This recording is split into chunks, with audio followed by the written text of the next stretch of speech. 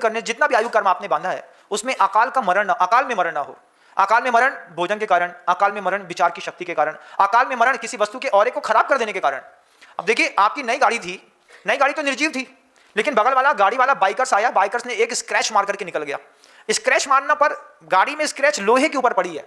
जितनी गहरी स्क्रैच लोहे के ऊपर है उतनी ही गहरी स्क्रैच दिल के अंदर भी पड़ती है। 30 लाख की गाड़ी लाए थे, पहले दिन ही हेडलाइट फोड़ दी, कितना बुरा लगता है। और जब पत्नी ने फोड़ दी तब तो और कहना क्या है।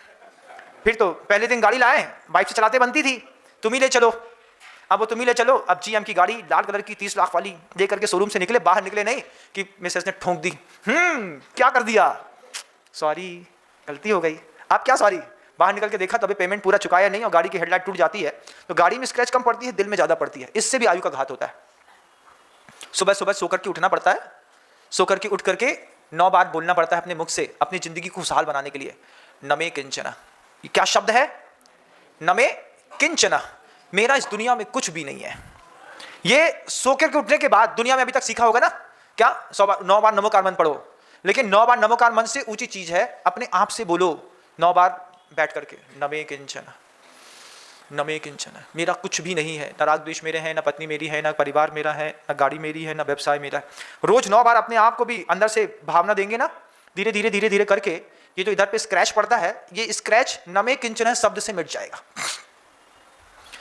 C4 C3 खराब नहीं होगी, L4 L5 खराब नहीं होगी, हार्ट अटैक नहीं आएगा। इसी कारण से रिंग नहीं डलेंगे, छल्ले उंगली में डले तो बहुत अच्छे, इधर डले तो बहुत खराब।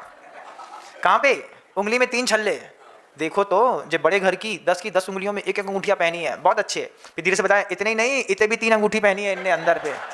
अच्छा, अंदर भी 3 अंगूठी पहनी है, तो अंदर की 3 अंगूठी बहुत अखरती हैं। जब वो सीधे 1,65,000 को ऐसा छल्ला, ऐसी अंगूठी जो हम देख भी नहीं पाए और हम पहन लें। किसी ने अपना हार्ट में लगने वाला रिंग देखा है क्या? दुनिया में किसी ने नहीं देखा, सबने अंदर पहना है, बस बता दिया डॉक्टर ने, भैया तुम्हें अंदर छल्ला डाल दोगे।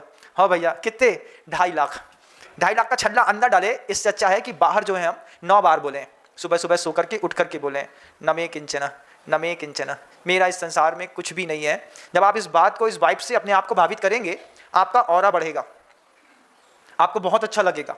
अब किसी का ऑरा लोभ का है, किसी का मान का है, किसी के कसाय का है, किसी का किसी और का है। आपको लगता है कि आपके मन की बात किसी को समझ में नहीं आती, तो आप गलतफहमी में हैं।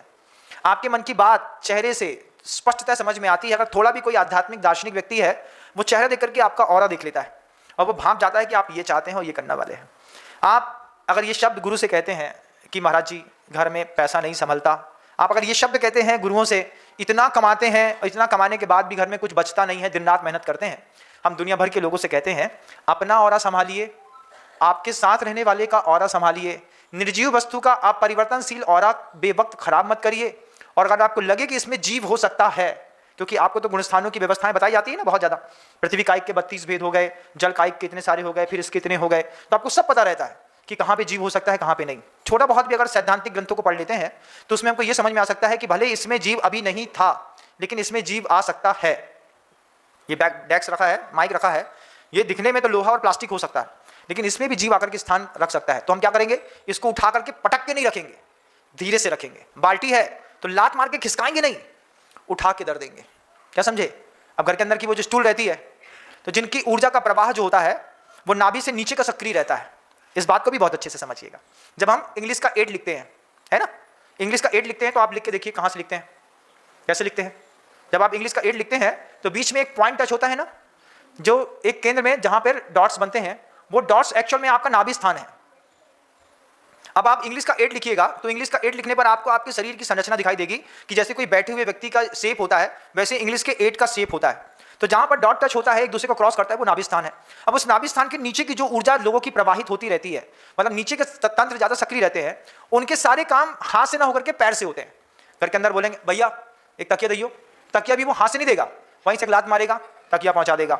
जो स्टूल वहां रख दो तो क्या करेगा, स्टूल में वहीं के वहीं जेब में हाथ डाला है, क्योंकि ऊपर का तंत्र सक्रिय नहीं है, ऊपर की ऊर्जा काम नहीं कर रही है, तो नीचे लात मारेगा, स्टूल यहां से वहां कर देगा। उनसे बोला भैया थोड़ा ये सामान उठा दो, तो सामान ऐसे नहीं उठाएगा।